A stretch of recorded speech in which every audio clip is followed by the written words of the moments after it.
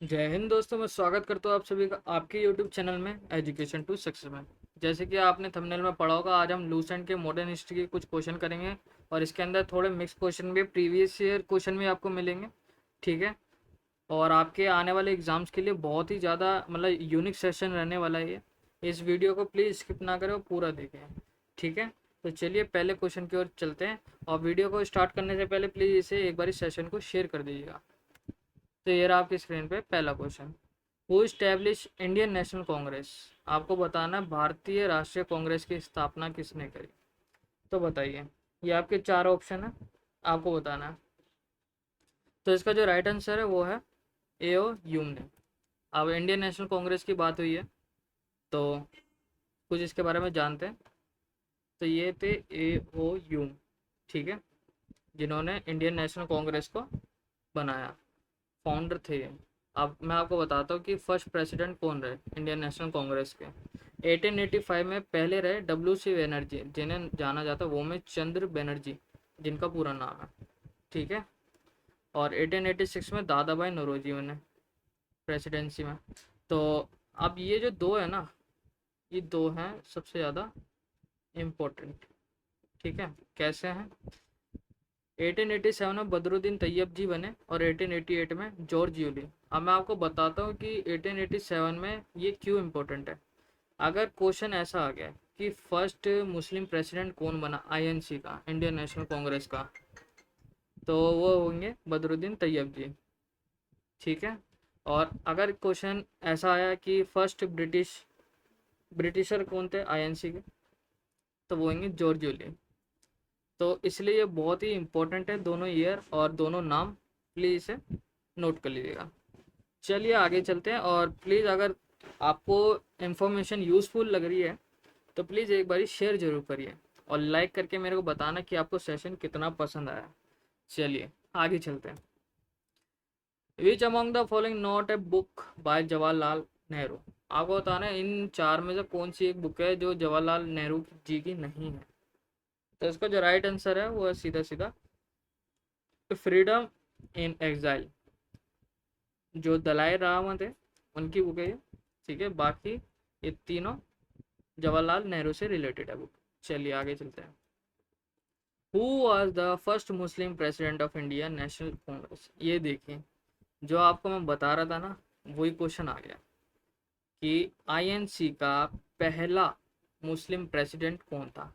INC का पहला मुस्लिम अगर नहीं लिखा होगा, अगर ये वर्ड नहीं लिखा होगा, तब तो हो जाएगा आपका डब्ल्यू सी बनर्जी।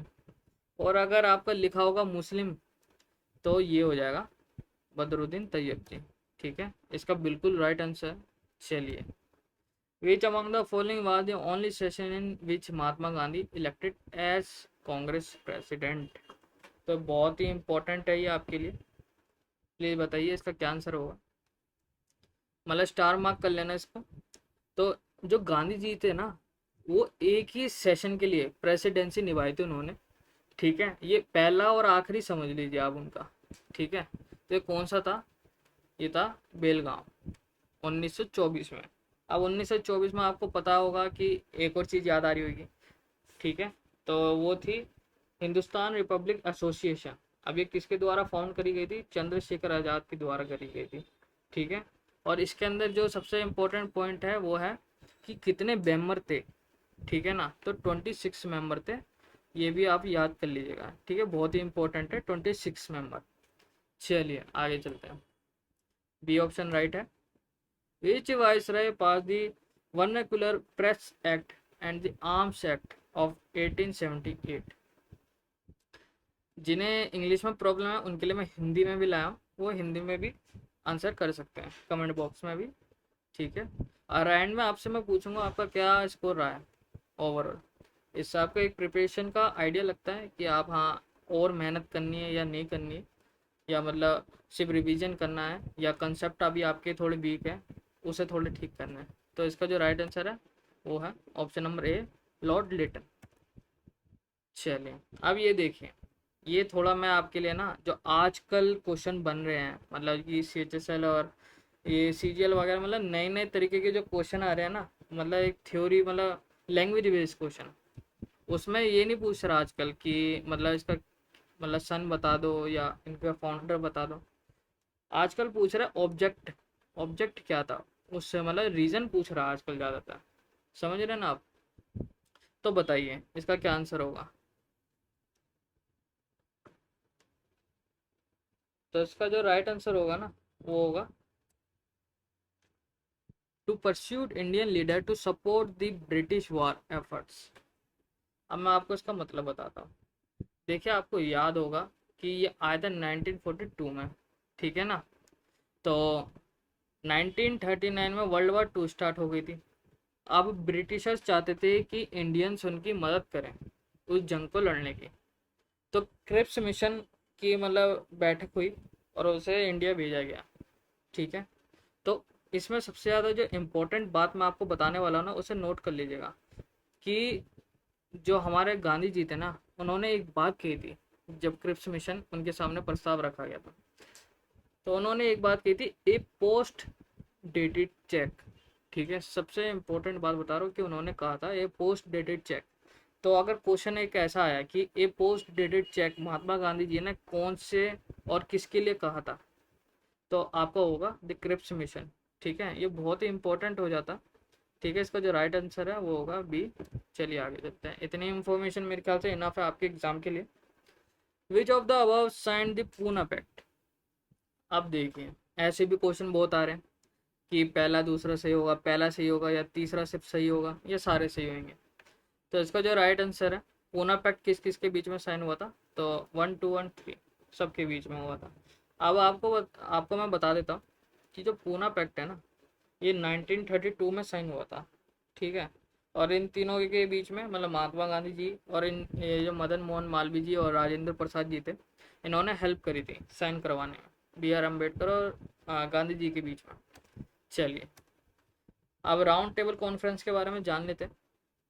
ये मैंने आपको सारा डिटेल दे दिया राउंड टेबल कॉन्फ्रेंस के, कौन ब्रिटिशर था, कौन किंग था उस टाइम, और वेन्यू कहाँ रखा गया था। तो आपके लिए जो इम्पोर्टेंट है ना वो ये है, ठीक है, ये आपके लिए इम्पोर्टेंट कि फर्स्ट राउंड टेबल कॉन्फ्रेंस 1930 में Mohammad Ali Jinnah, doctor B are Ambedkar, तेज बहादुर जी थे। Second round table conference 1931। देखिए क्वेश्चन ऐसा भी बन सकता है कि राउंड टेबल कॉन्फ्रेंस पहली कौन से सन में हुई, तो 1930 में हुई, ठीक है। और सेकंड कभी 1931 में, 1932 में राउंड टेबल कॉन्फ्रेंस 3 हुई।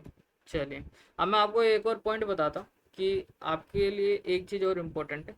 इसमें आपको एक कॉमन नाम दिख रहा होगा सबको, ये देखिए, ये दिख रहा है, ये कॉमन नाम है डॉक्टर बी आर अम्बेडकर। अगर क्वेश्चन ऐसा आ जाए, स्टार मार्क बना लीजिए इस क्वेश्चन जो मैं आपको बताने वाला हूँ। कौन ऐसा लीडर था जिसने तीनों राउंड टेबल कॉन्फ्रेंस अटेंड करी, तो वो होंगे doctor B are Ambedkar ji. और कौन सा ऐसा सेशन था जिसमें एक लेडी ने पार्टिसिपेट करा, तो वो होंगी सरोजनी नायडू जी, ठीक है। ये मतलब जिसे कहते हैं ना, बहुत ही इम्पोर्टेंट मैं पॉइंट बता रहा हूँ आपको। ये आपको कहीं पे जिसे कहते हैं ना, पैसे दे के कोई आपको ये चीज़ सिखाएगा, लेकिन मैं आपके लिए सारी चीज़ें फ्री में लाऊं, जितना मेरी मतलब कोशिश होती है आपके लिए कि जितनी मैं डिटेल ला सकता हूँ, मतलब जितनी भी पॉसिबिलिटीज़ है आपके क्वेश्चन की बनने की, मैं वो सब आपको करा देता हूँ ताकि आपका एक भी क्वेश्चन ना छूटे। चलिए आगे चलते हैं। Who are the political Guru of Mahatma Gandhi. अब देखिए एसएससी में कुछ क्वेश्चन बहुत हार्ड भी आते हैं, जैसे कि आपने पीछे देखे, और बहुत क्वेश्चन ऐसे भी आते हैं जिसमें मतलब मेहनत की जिसे कहते हैं ज़रूरत ही नहीं होती। बंदा सबसे पहले अगर मॉडर्न हिस्ट्री उठाएगा तो यही चीज़ पढ़ेगा, ठीक है। तो इसका जो राइट आंसर होगा ना, इसलिए मेरे को ना हर चीज़ बैलेंस करनी पड़ती है। अब मतलब आपका जैसा पेपर आने वाला है, वैसा उस हिसाब से भी मैनेज करना पड़ता है। तो इसका आंसर होगा गोपाल कृष्ण गोखले। मेरे को लगता है किसी को भी इस क्वेश्चन में दिक्कत नहीं होगी। अगर इसमें भी आपको किसी को दिक्कत है तो आपको बहुत ज़्यादा मेहनत की ज़रूरत है। चलिए ये काट दीजिए। हाँ, तो from which station in South Africa Gandhi ji was thrown out of the train. Okay, तो ये जो क्वेश्चन है मैं आपको बता देता हूँ क्या मतलब है। गांधी जी फर्स्ट क्लास में सफ़र कर रहे थे, तो कुछ ब्रिटिशर्स आए और उन्हें वहाँ से निकाल लिया उस ट्रेन में से, ठीक है। तो गांधी जी ने वहीं से अनशन चालू कर दिया साउथ अफ्रीका में। अब आपको क्वेश्चन ये नहीं है, क्वेश्चन ये है कि उस ट्रेन से जहाँ से उन्हें निकाला गया हमारे गांधी जी को, वो ट्रेन का नाम क्या है। बहुत ही इम्पोर्टेंट है, इसे नोट कर लीजिएगा। पीटर मैरिट्सबर्ग, ठीक है। Option number C is the right answer. चलिए, ये रहा आपकी स्क्रीन पे क्वेश्चन नंबर 10। देखिए, कहने को तो क्वेश्चन नंबर 10 आ गया, लेकिन आपको भी पता है मैंने आपके कितने सारे क्वेश्चन, मतलब ऑलरेडी एक क्वेश्चन से चार चार आठ आठ क्वेश्चन बना चुका हूँ मैं, ठीक है ना।